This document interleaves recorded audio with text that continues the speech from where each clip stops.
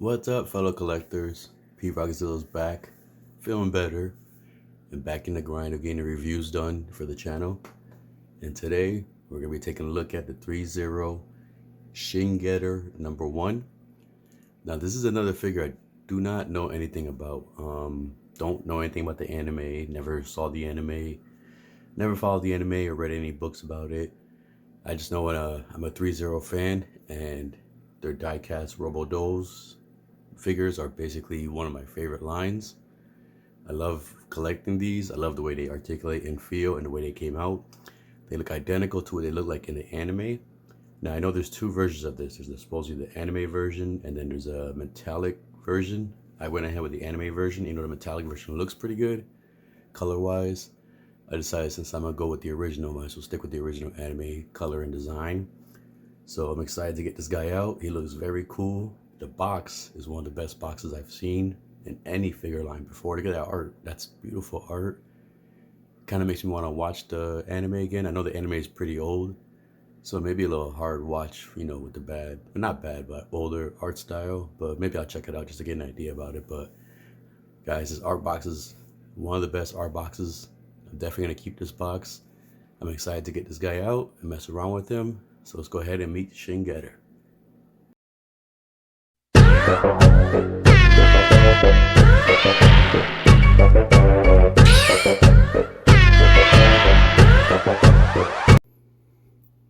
All right, here we have the box laid out. As you can see the artwork pretty good from here. Love that artwork. Love the coloring there. You get the Threezero icon up there, Shin. The Shin right here.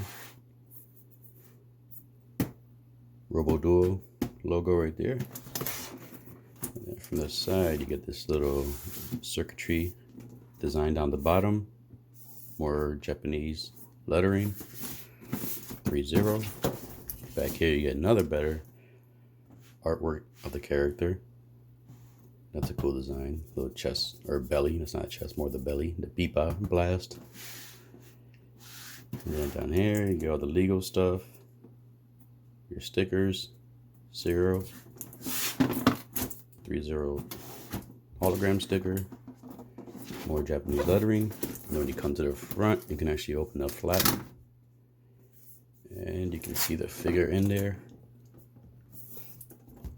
This is a deep box, and then you get one more cool art style right here. This is more of a grimy look. All right, so let's get this robot out the box. All right, so once you get the figure out the box, let's get the box out the way. You get this big clamshell with everything in there. Basically, you get, ooh, this is a heavy guy. You can feel the die cast on there. Ooh. So you get the figure. You get a quick look at the figure. Just look at the paint and the detail. So like I said, I don't follow the anime much or at all, so I'm not sure if this is completely accurate, but from their past, I know this is like Threezero's version of the character, but they usually keep it almost as close as to the original design. Just add a few more touches on there to kind of make it look better or stand out in this era. So as you can see, this is die cast. He has good weight to him. And the translucent parts right here.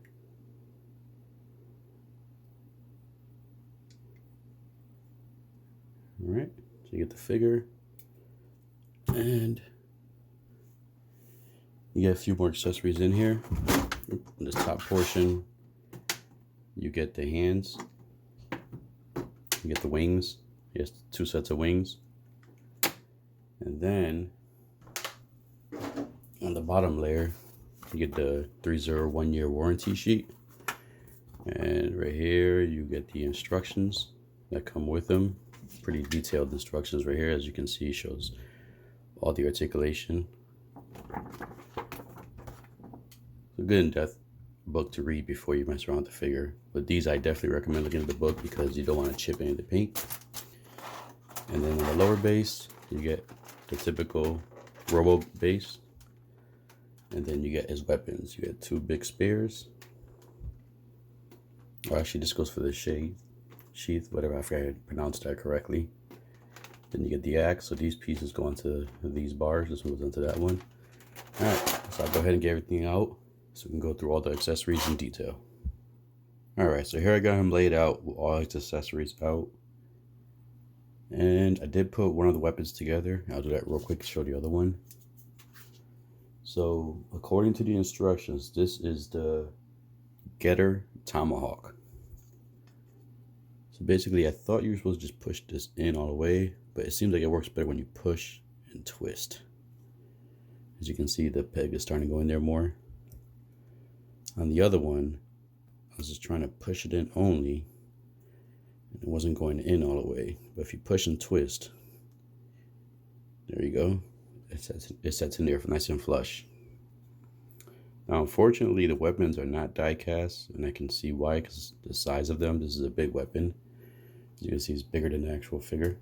So if this was die cast and you had the joints holding the weapon, that would put a lot of stress on the joints. So eventually, over time, that would loosen the joints on your figure. So it does have a good weight, but in a good way, it's not die cast. So you don't have to worry about stressing the joints. Now, he has the Getter sheath. This is the other weapon he comes with. And just like the Tomahawk, the piece does come unpegged. So you gotta get it in there. And just be careful. When I was tightening this one, this piece right here is kind of like glued on there. So when I was twisting, that kind of made it a little bit loose. Well, I felt like I made it loose, but I tightened it up again. So something you just want to be careful when you're messing around with the figure. All right, so let's take a look at the figure real quick. So you can see, I like the fact, this is I think one of the first mechs that I've seen that actually has like pupils. You can see right there. He has some black pupils. And more at the head, go ahead and do some articulation in the head, so the head could turn this way around. So you do get articulation on the neck also, if you see there. The neck moves to give you some more articulation. And then he can look that far up. He can look this far down. So you can get pretty good looking down at his opponent. All right, so then another thing we can look at here is the shoulders. So you do get a butterfly joint here. So as you can see, you can move the shoulders forward. You can move it backwards. And do go pretty far up. Now, I'm going to be very careful with this figure. Like with the other Threezero ROBO-DOU figures, they are die cast, so you want to be careful with scraping the paint. All right, so we did the shoulders there. Now the arms, you do have a bicep swivel right here. It's a little tight, so you got to be careful. And when you're twisting the arms and the shoulders, be careful with the blades. You don't want to put any pressure on those blades. But you do get a bicep right there. The elbows are double jointed. So you do get double jointed the elbows. The blades are articulated also. You push them forward and you can get the blade out form, which I'll definitely be using. That's a cool feature and cool design to not be used. You can put them back in. I would suggest put them back in when you're articulating the figure, just so you won't get them caught on anything. All right.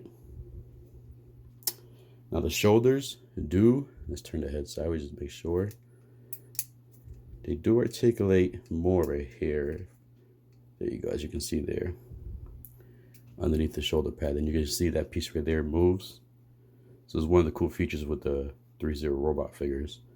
They have a lot of hidden articulation parts. And he can go all the way up. So he can go all the way up from there. And then he can go from here. He can go from here. And he can kind of do the full T pose right here. He can actually go away and do a Y pose right there. So that's good right there. Let's break these back down. Actually, leave these up so you can get some articulation on the torso. So the torso does have a piece right here. This is for articulation purposes. You won't get hindered. This does move. This kind of reminds me of like a Gundam figure with the skirts. All right, so then the upper body does, you get 2 points of articulation. You get it at the waist and then the lower chest. You can go sideways there.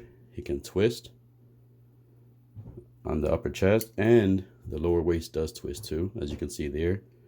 So you do get plenty of articulation. Look at this guy. Look at the dynamic posing already. I just worked on the upper portion of the body. All right, so just bring that everything back. Now the only pain in the butt, well, not really a pain in the butt, but it's just my OCD. With all these moving joints, I'm always having a hard time putting the joints back to line up perfectly. All right, so let's get these arms down. And I do like the transparent parts right here. We can actually see the metal under. He has it all over.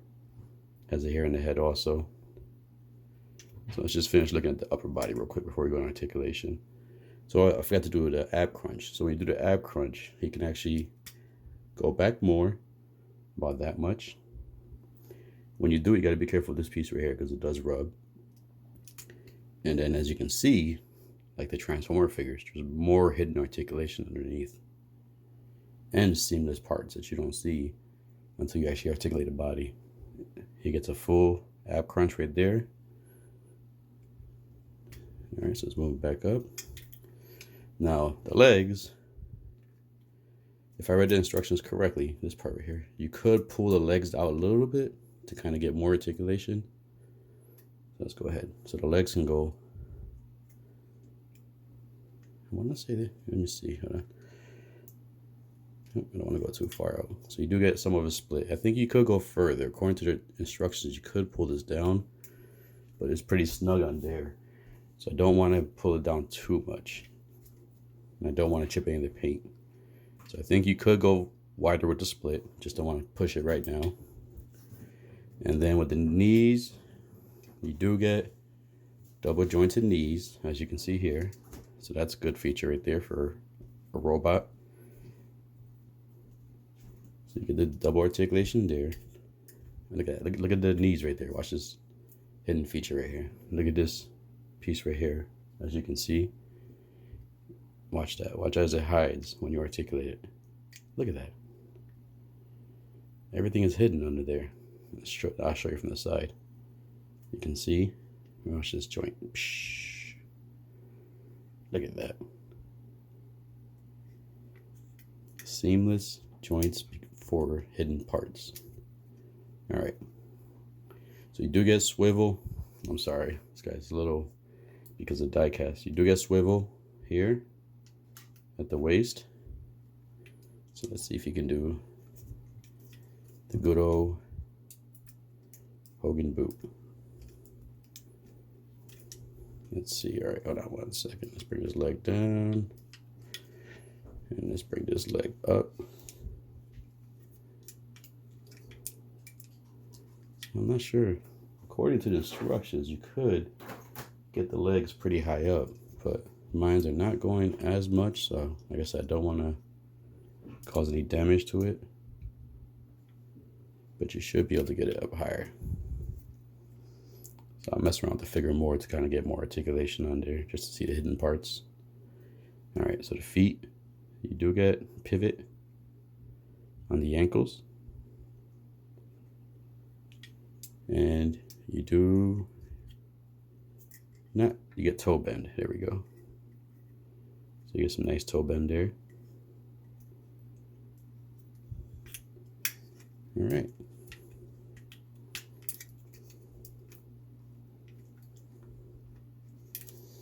All right, so what I'm gonna also do too is I'm gonna get a chance, once I finish doing the articulation, I'm gonna mess with the figure a little bit more. And if I do get some of the legs articulated a little bit further, I'll go ahead and show you how I did that. Just die cast, and me being still a little bit under the weather, I'm starting to feel my palms get a little sweaty, so the figure's getting a little slippery, so I gotta wipe them down. All right, but one thing also is I want to just keep this twisted. That way if you lay them down, you're not putting too much pressure on the blades. Let's just look at the treads real quick. Look at the fine detail in the back. As you can see, all the metal parts on here. I'm thinking majority of the die cast is in this red part right here, because when I hold them, This is where I feel most of the weight, right here, this area right here, which is good because it means that he should be able to stand fine on his own with that weight without a base. All right, so we do get 2 open hands. It's kind of for a blast effect. We got him flying. We do get 2 semi-open hands. These could be for gripping things, maybe gripping another robot by the throat. And we get the 2 weapon hands. The weapons could just slide right in there. Oh, that's one thing I should have done first. Now I think about it. Before you put this weapon together, I would definitely recommend sliding the hands in there first. Because now since I did this, I put that peg in there, I'm gonna have to go through the hassle of pulling that peg out just to slide the hand in there. So I'm gonna have to do that off camera. I'll do that off camera. And the hands are pretty simple to swap out. He does come with 2 sets of wings. And the wings have some articulation. I'm gonna show you that real quick right now so you can actually bend the wings out that way. So you do get some articulation. And I'll show you in a second how the wings get on him.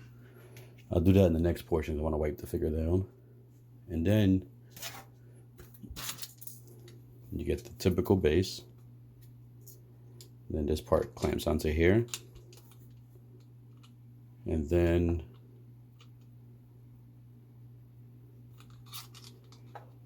this part goes right here. And this is used to adjust the height of this when you adjust that. And then this part right here, you can adjust the height of this portion too.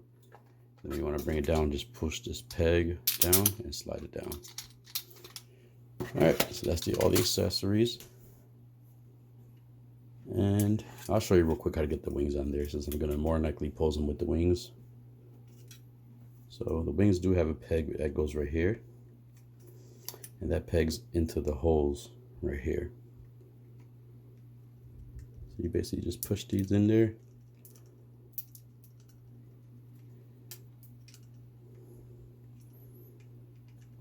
And they do articulate right here. So you can adjust them. But like I said, I'll do that portion on the next part. As you can see, that's what the wings somewhat look like. All right. So I'm gonna go ahead and get some of the accessories on him. I'm gonna wipe him down real quick. And then I'll see if I get a little bit more articulation on the back end. And like I said, if I do, I'll show you that when we come to the next portion with all the accessories on. All right, so real quick, I was gonna show you how I put the weapon on. So I did take the peg off on the top of the axe. So basically just slide the hands down through here. And just mess around with it. Don't worry about all that rubbing sound because these are like a soft plastic, so they're not gonna get damaged. Now, one thing, like I said, I would recommend also is when I take off the sheath, I did notice some wear on the peg. So that's something you may want to worry about, constantly taking the weapon apart. So let's go ahead and screw that back in, and there we go. So now you have the weapon in hand, or the hand on weapon. And then another thing is, real quick, before we go to a size comparison, the pegs on here do feel die cast.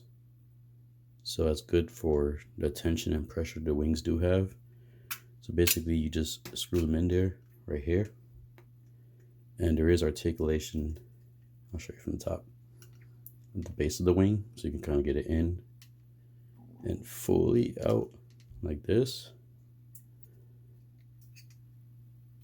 And then not only is there articulation here, there's also articulation on the wing itself. So I would recommend grabbing here and the bottom here to not put too much tension on it, but you can see a little ball right here moving. So this is where you can adjust the wings on how you want them. There's a little oil there, so pay attention to that, just in case you don't want to touch anything white afterwards. All right, so there he goes with one of the wings on. All right, so let's go get him equipped with the other wing and get him ready for a size comparison. Oh, and one last thing. So the instructions actually show a portion here. I'll show you real quick. Where supposedly you can pull the legs down on the thigh to give you more articulation. I was trying to do that myself, and there's pretty hard tension there, so I didn't want to break it. So I'm gonna mess around with it more, but just to give you guys a heads up, he could do the Hogan kick according to the instructions. You just gotta mess around with the legs, pull the legs out more, and like I said, I'll mess around with that more.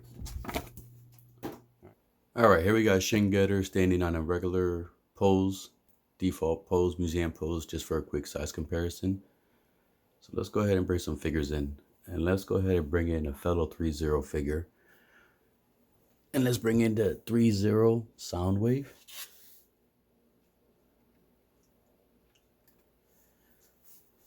So there's Soundwave. You can get a good idea of how big Shin Getter is compared to Soundwave. Let's just try to move him a little bit more over. Get better. There we go. Soundwave in there. Now let's go ahead and get another robot in there. Let's get the Robot Spirits Lupus Rex in here. Or Barbatos Lupus. And there we have Barbatos Lupus. Let's squeeze them in there. A good size comparison right there. Robot Spirits tend to be smaller figures. Then let's go ahead and get another robot in there. And this is going to be the Sideshow C3PO. Let's put him back here. Oops, watch out for the effects.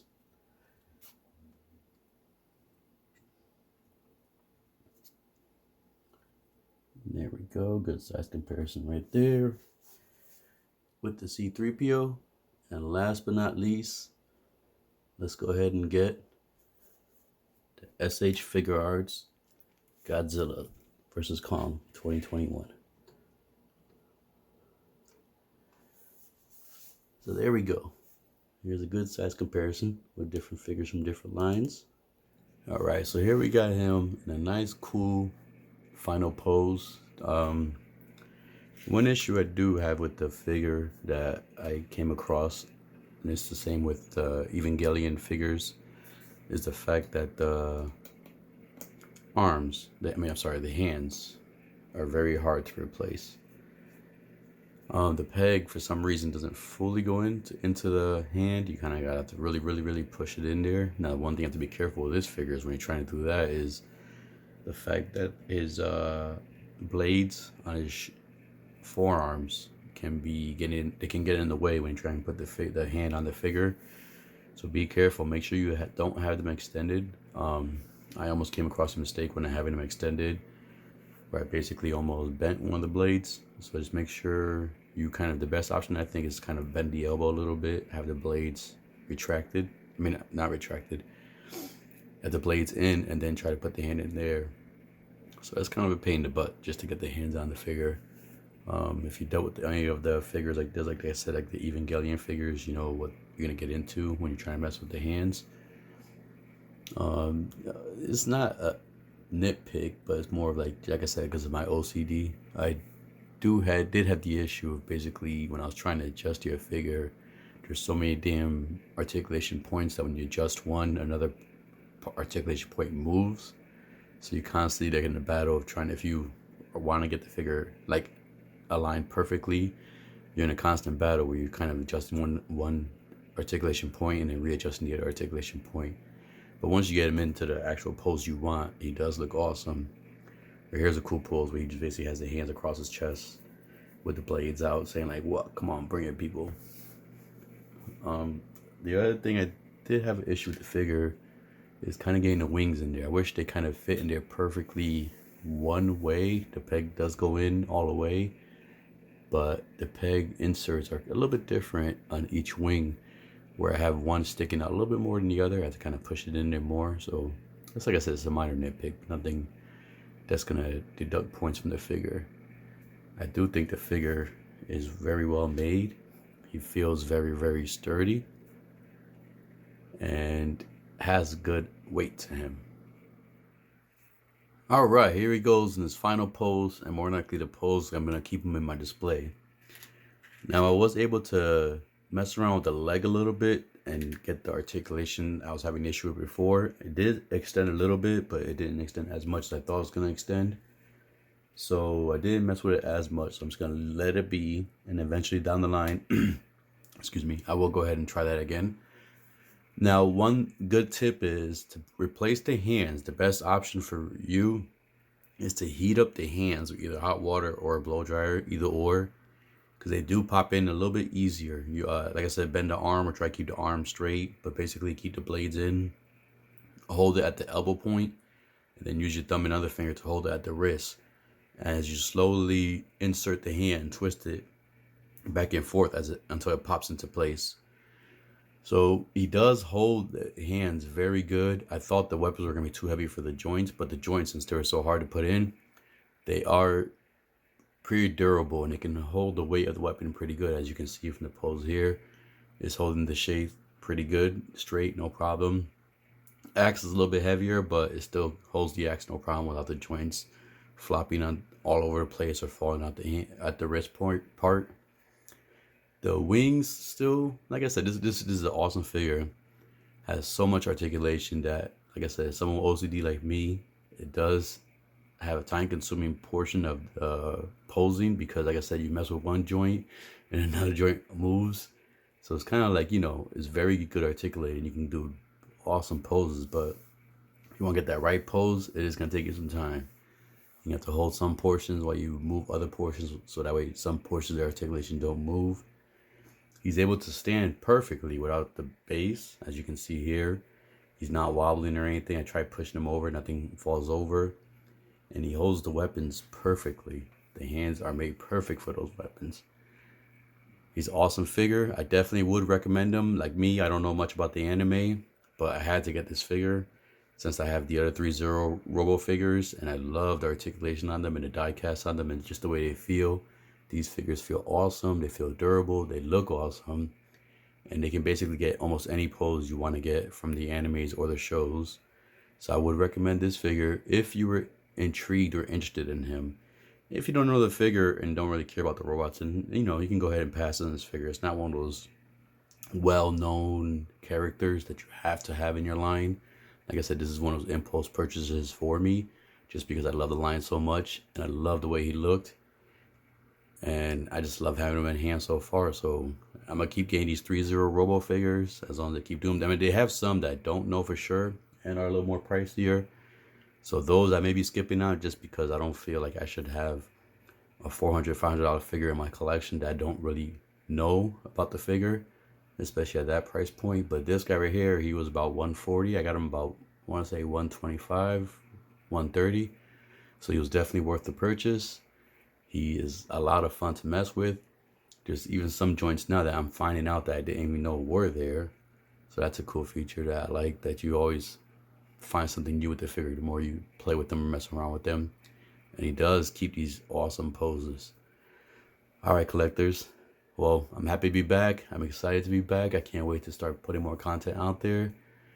So, like always, keep collecting, be safe out there, and have a good one. And I forgot to mention, if you enjoyed this review, please hit that like, subscribe, and click that bell notification so you can be notified on upcoming reviews and content. All right, people. Enjoy. Dale.